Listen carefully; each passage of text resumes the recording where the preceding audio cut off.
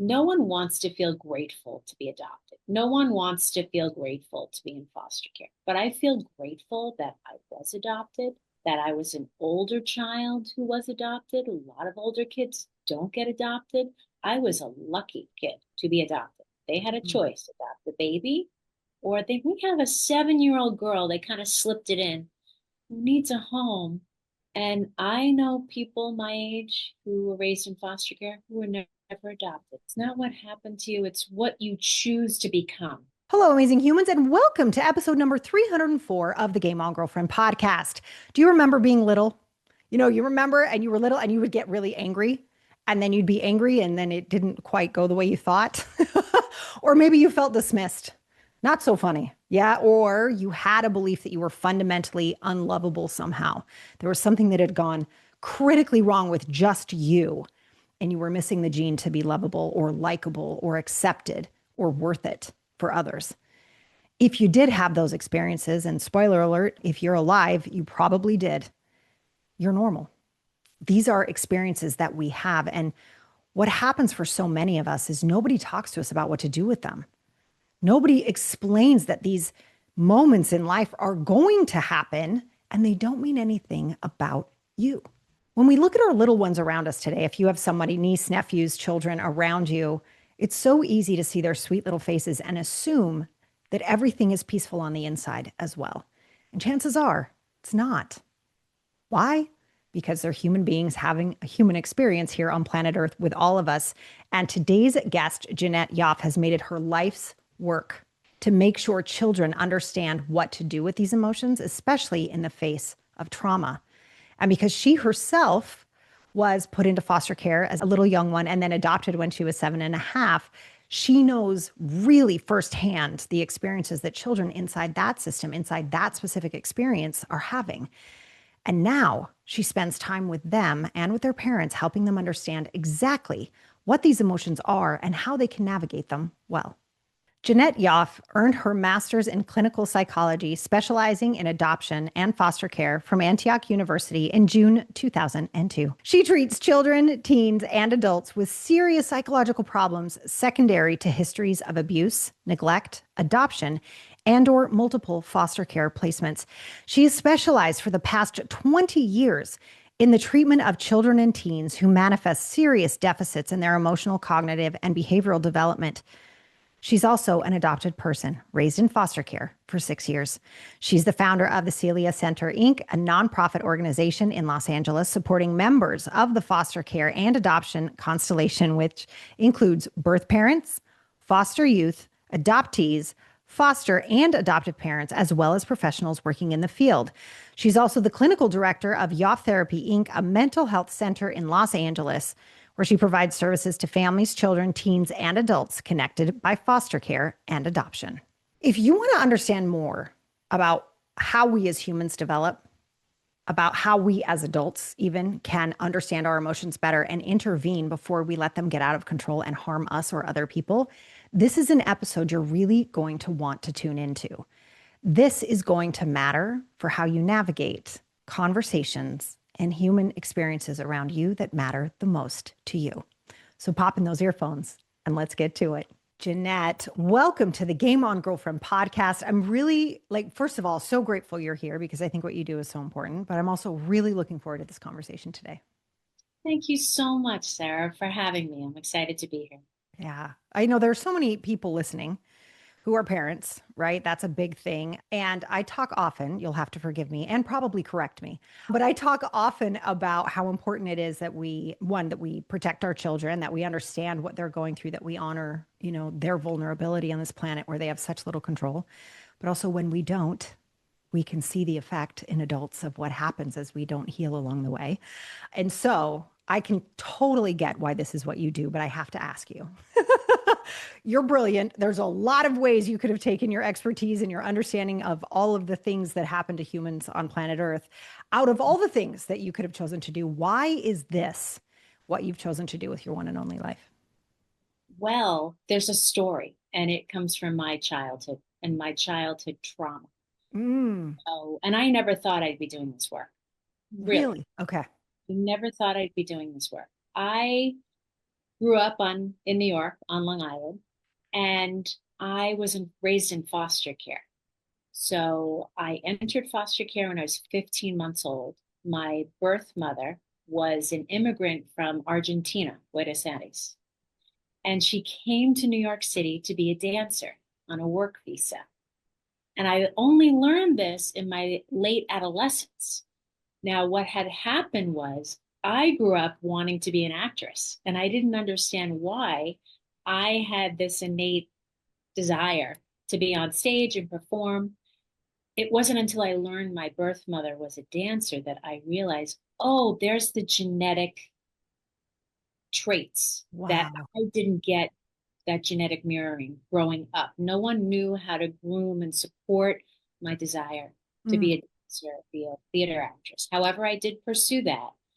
And so growing up in foster care and adoption, I I actually began therapy at the age of 13 oh, that's amazing. because I had an experience where we had fostered a child who was reunified with her birth mother. And that to me was very confusing because I began to think, well, where's my birth mother? I didn't know anything that happened to my birth family. I didn't know why I was in foster care. No one explained anything. Mm, But having all of these questions growing up really informed why I'm a therapist today.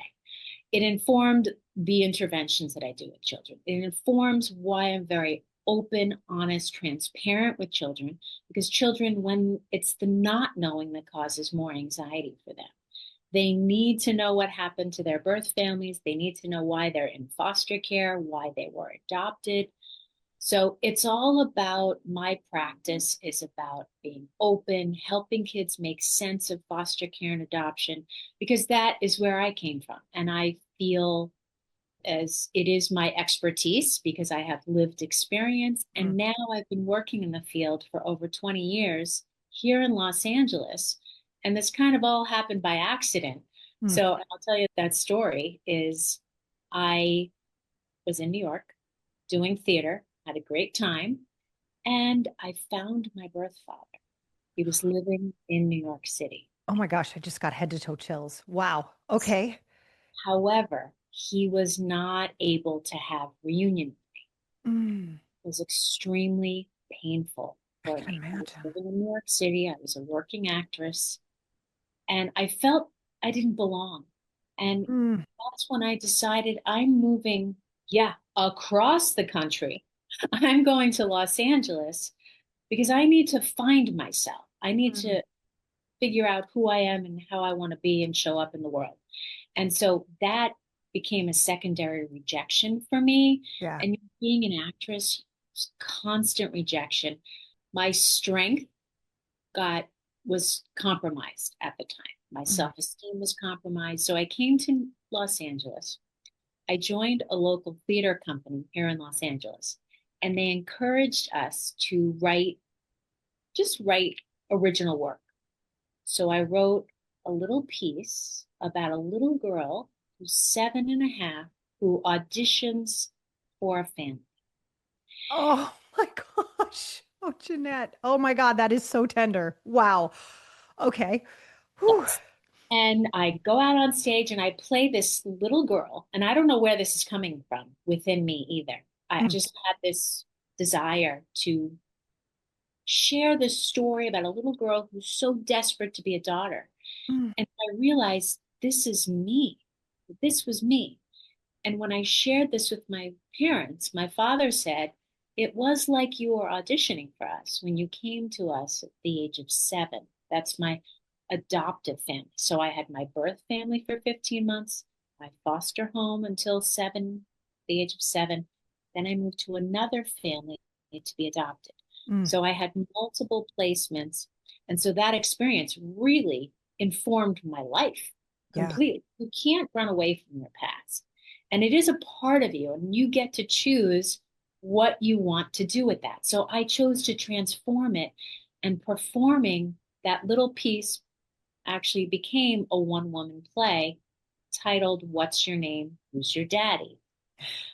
And to hook on that, I then did benefit performances for different agencies out here, Mm, and then Q&As after the performance.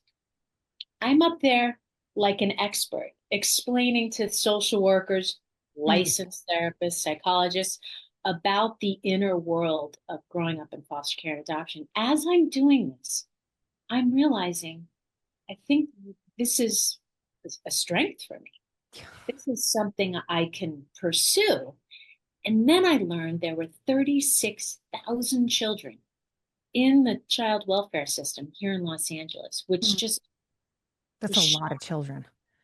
It's a And I lot. said, I want to do something about this. I want to be the impact to help us understand the experience, help these children move through this experience Mm, because mental health piece is so critical and crucial yeah. because I know it. And so I then said, you know what? I had a bachelor's in a BFA in theater. I'm going to pursue, and it was a very scary time to make that shift. And I said, you know what? I'm going to do it. I'm going to go to graduate school. I'm going to get my master's in clinical psychology. And then I started volunteering to get my feet wet with different agencies, volunteering with children and families to really just ingrain, do I really want to pursue this? Mm. And I did. And I received my master's in clinical psychology. Here I am today, and I've done so much more. We can talk about that together. I'm sure you have. Wow. I mean, I so didn't want to interrupt you, yet I really wanted to interrupt you because there were so many amazing parts to that story. Just wow. I've always wondered. My father was adopted, and I know there were like I'd see moments of anger from him every once in a while, even though he had a complete intellectual understanding of why, right? She was a teenager, all those things, but he would have moments of anger. And I remember at a really young age, Jeanette, just being like, what happens to a kid? Like what happens internally? It's just fascinating. I kind of forgot about my own internal inquiry on that until you were sharing this story of like just how tender that is for these children and what's happening and the questions that must come up that they're way too scared to ask. Like, but wait, then where is my mom? And like, wait, but why am I here? And how come those kids are with their mom and I'm not with my, like, you can just imagine what happens. And for you to take the stance that because I do know what's on the other side of this veil of ignorance, right? I know what it is to live on this side, that you would then spend your life helping other adults understand what these children are going through. I just, hat tipped, Jeanette, hat tipped. Like, that is amazing.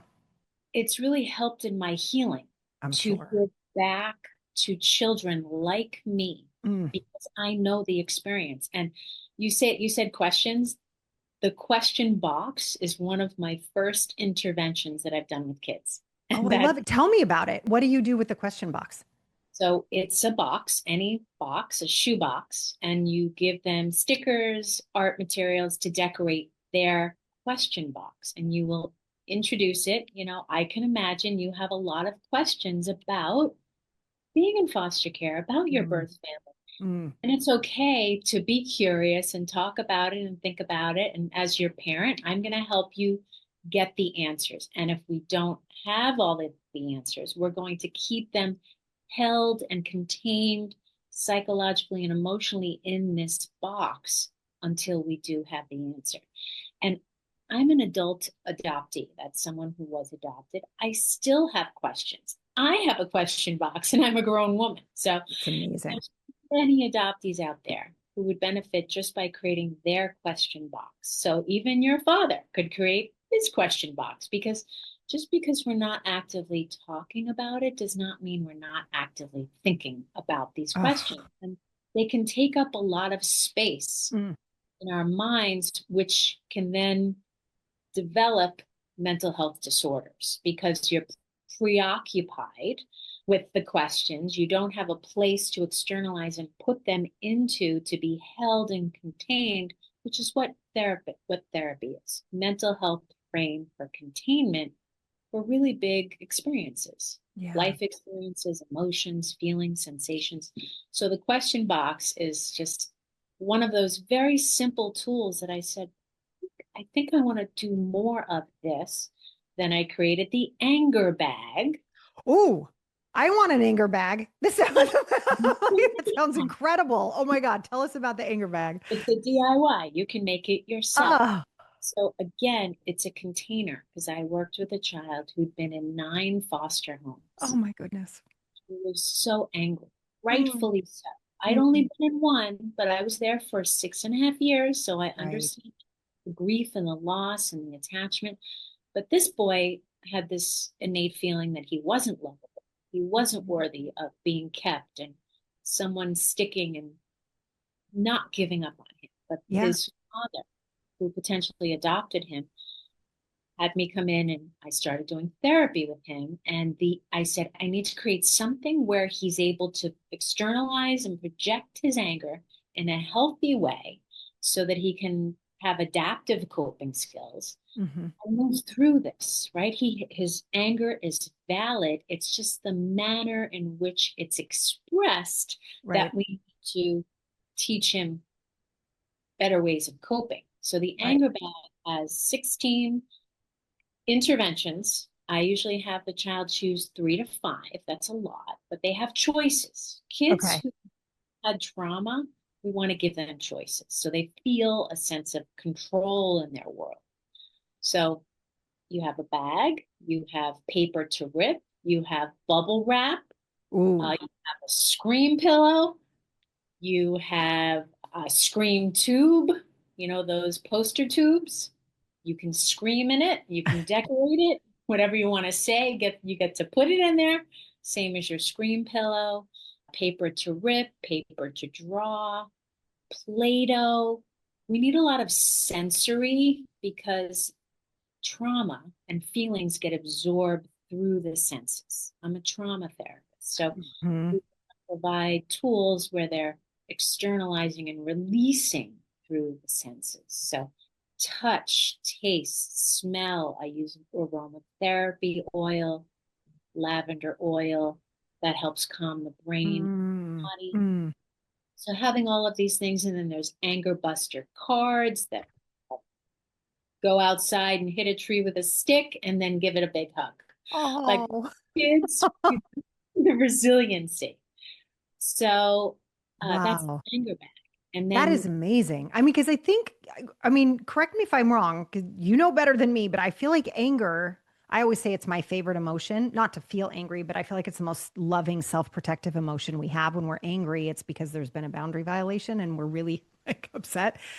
But for kids, I feel like if we don't learn how to do that well, even as a kid, I mean, when you were saying carrying over, I mean, there's so many people even today who don't know what to do with anger. And just to that's right. have those moments to not only express it, but then to repair it. I think that's just gorgeous. I really do want an anger bag, though. I wasn't Yes. kidding. I'm You totally can make making one one after this. DIY, and I have it on my list of my business list to make it a product. That's a whole nother Yes, you should. I love that. on Amazon. But right now, you'll have to make one DIY. I used Love to it. make them, and I'd show up at conferences, and I'm like, I'm the bag lady. That's So, so great. Oh my God. I bet did you sell out every single oh, time? every Every time. time, right? Yeah. I was going to be like, nope, every human being needs one of those because we really aren't taught what to do with anger. I think we're also not taught what to do with that feeling of being unlovable. And I think every human comes up against that feeling like, am I even lovable? Like, whether it's in dating, with family, with siblings, with friends at school, your colleagues at work, like, it doesn't matter. I think we're kind of always up against that question like, Mm. is this me?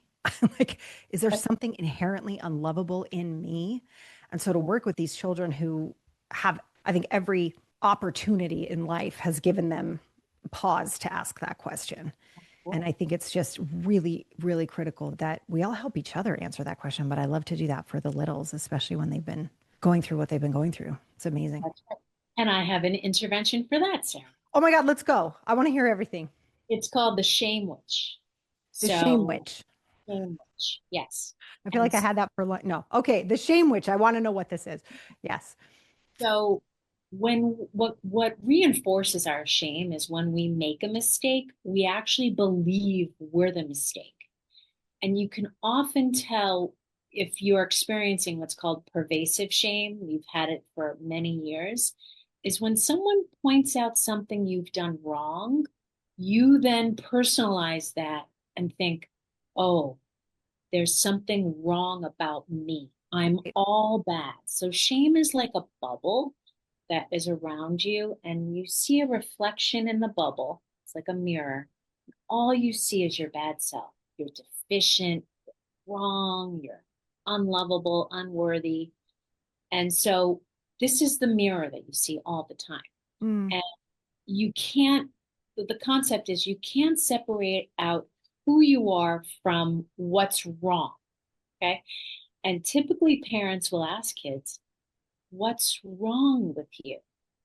What are we implying? right. There's something wrong with you. Because Right. then a question goes, then the child asks that question internally, what's wrong with me?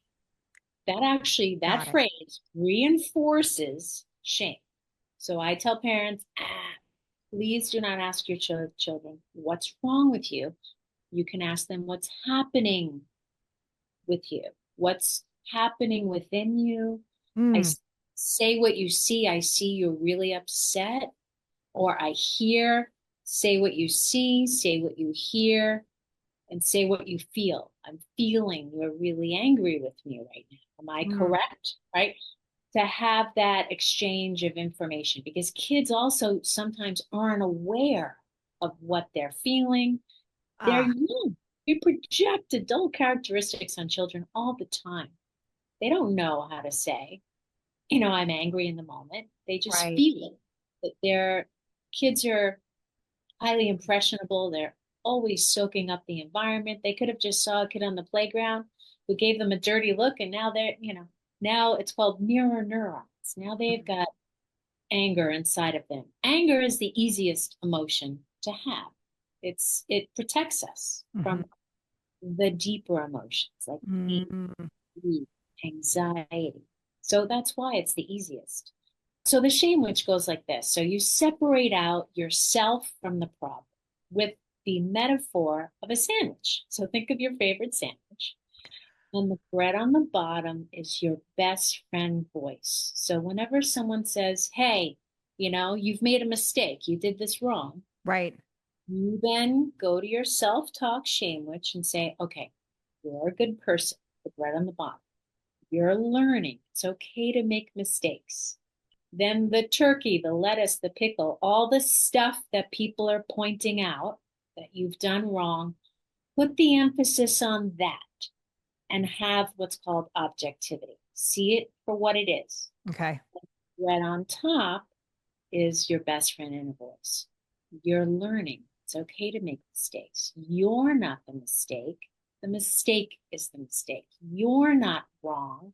They're pointing out what is wrong, Right. whether it's the way this is written and they're not trauma informed, right? Because they're pointing out this is what's wrong with you. Right. Right. But it's the way you talk to yourself. That's Mm, we have a self critic, all of sure. us. Yeah. And when I learned about shame, how we personalize it and how Yeah. kids traumatized believe it's all their fault, I said, what do I do about this? So I started doing research, and there was one therapist who talked about separating out the person from the problem. And I said, oh, I'll do it like a sandwich metaphor. So I do a lot of creativity in my work. I'll sit and ponder, what solution can I create for this problem that's easily accessible, Right. understandable. I like things very clear and concise, like I just explained. Like, now you know how to do this. The next time you can go, okay, I'm going to do the sandwich for myself. And for all the parents listening, do it for your children. Mm, Because you see them being really hard on themselves, like, I'm stupid, I just can't do it. right. They're in that self blaming and shaming. So applying the shame witch to them, going, you're a good person, you're learning, you're doing the best that you can. And this is the problem. This is what feels stupid. Math is hard, Right. right? You're putting effort into it. Parents can apply this the way they talk to children when their Mm, children are part of themselves. Because the minute And I could talk for hours about mental health. The minute we stop behavior, it gets bigger. So if you have a child who's saying, I'm stupid, I'm stupid, I'm stupid, and you go, you're not stupid, you're not stupid. What we resist persists. And that comes from Carl Jung, Yes. a psychologist. The more you repress something, the more it will be expressed. So that Right. child is going to scream, I'm stupid, until the day the parent goes, wait, I need to acknowledge this because that's the treatment for this symptom. It's, I see there's a part of you that believes you're stupid.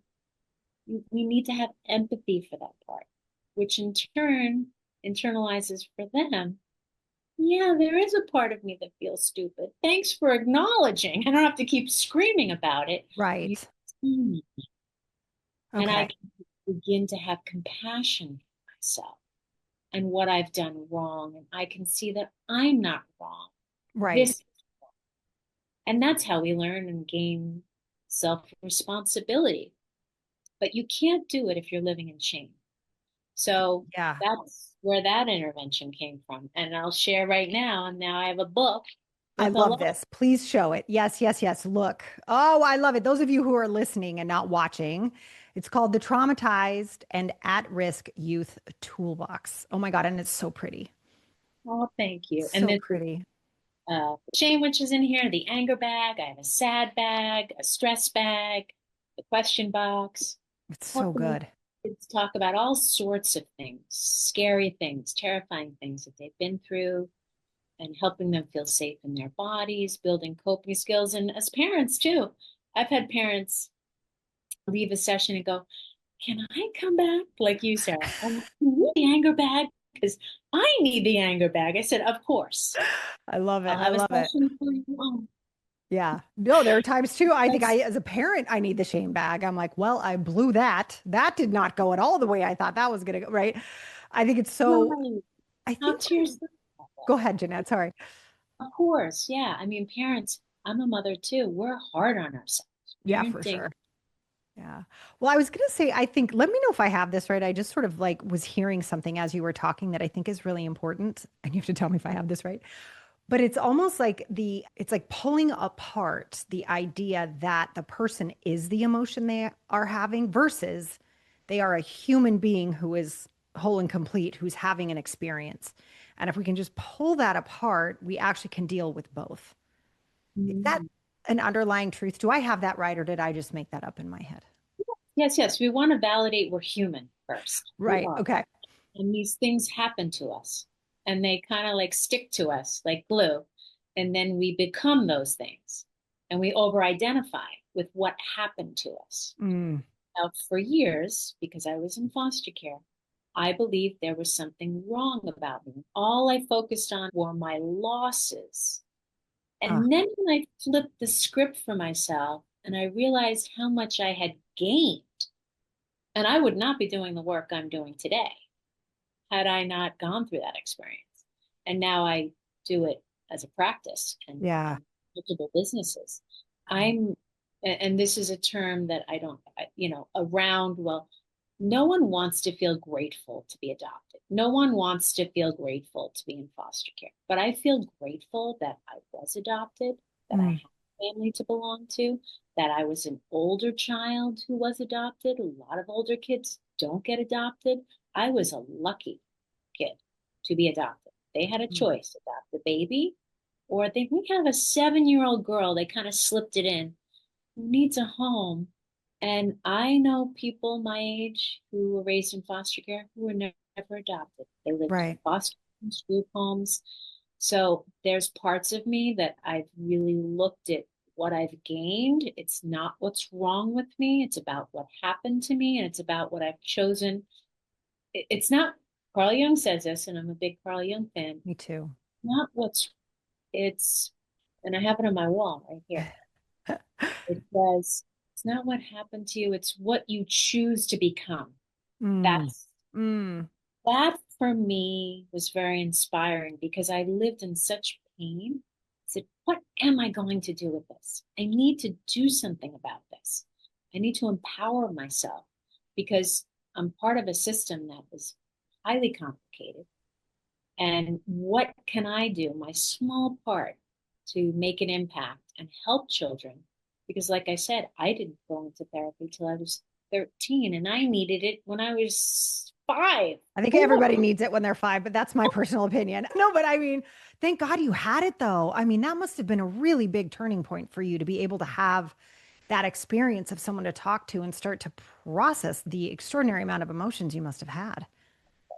Children benefit from therapy. Yeah, Let's take the stigma out of it. It actually makes you a more self-actualized person. right. You can have perspective, under self-reflective capacity. You need that skill set your whole life, Hmm. and be able to problem solve and go to a coping skill and practice a daily practice. Create structure for yourself, especially if you've had trauma.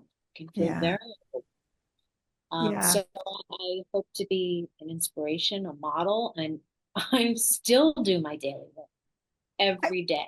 I mean, but I think that is so beautiful that you share that, Jeanette, because I think, I often talk to therapists or talk about therapy. Both of my children, I made sure both of my kids were in therapy. Like, I love therapy so much. But at the beginning, there was a stigma for my kids. Is they were like, but what? I'm like, listen, we get you tutors for English or math or science when you need. And sometimes we need tutors for emotions. We need to understand what these things are. It's this extraordinary gift that we have, and nobody teaches you how to use them unless you go seek that out. And I just think it's critical. And I love that you share that you do it every day because we're constantly changing and life is constantly happening still too. It's not like all better. Okay, now I'm gonna go through life and nothing's ever gonna happen again. That's not how that works. And so I think continuing to develop these skills of understanding the emotion. And I love the shame witch. I'm so gonna start talking about not being the world's best mother as a pickle. This makes me very happy. But that idea that that can be hard and pulling that away and actually looking at it as an object that's happening versus something I am, hugely helpful. Yeah, because as a parent, you can recognize, wow, I didn't do that well. Right. Going to be kind to yourself. You're learning. You're doing the best that you can. You didn't do that well. What can you do about that? How can you repair that with your child? Bread on top, you're learning. And you know what? Your modeling to your child is crucial. It's another way kids learn. They learn through what they experience. So if they see their parent come over and say, you know what, this morning we had a hard time, and I'm really sorry about that because I kind of yelled and I could see the look on your face. Anger with kids, they perceive it as a rejection. And Mm, get angry at kids, they perceive it as a rejection. Some kids are more sensitive to it. Some kids are more resilient. They can roll with it. Some kids take it very personally. Like, oh, my mom's really angry now. She doesn't love me. I mean, they right. go to negative feedback loop. Mm-hmm. So Mm-hmm. it's so going to your child and apologizing, saying, you know what, I'm not the mistake, but the mistake was I yelled. And I'm going to learn from that. And I'm going to do something different next time. Right.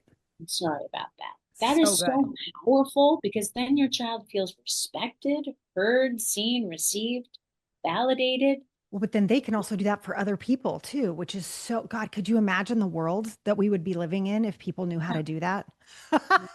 I mean, just like, wow, I'm so sorry I made that mistake. That's right.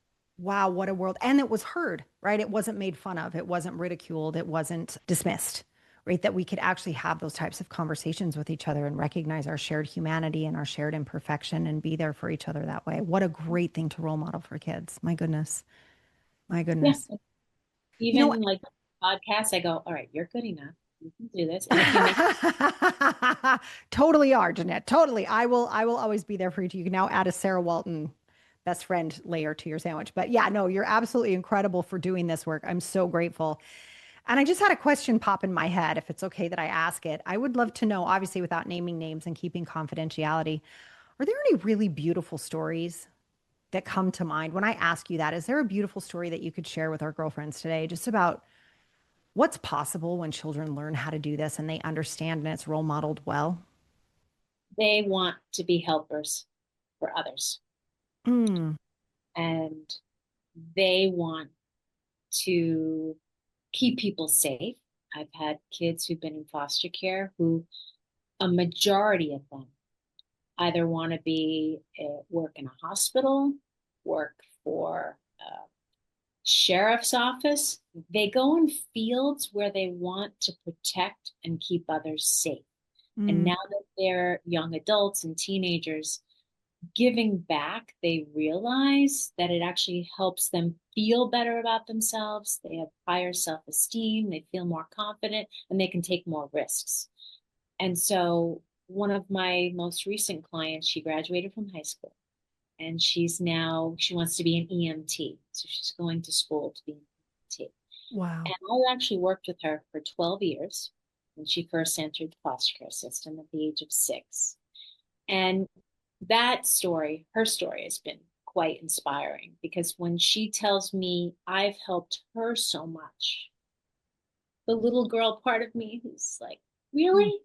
Like mm, you can now help people, Jeanette? Like you're mm. not helpless, hopeless, and powerless anymore. Ah, And so I mean, sometimes I go, did I really have all that impact? Yes, you did. It's really believing, and I know it's a cliche, but believing that you can do it. And I take risks every day, and it's scary. It's scary.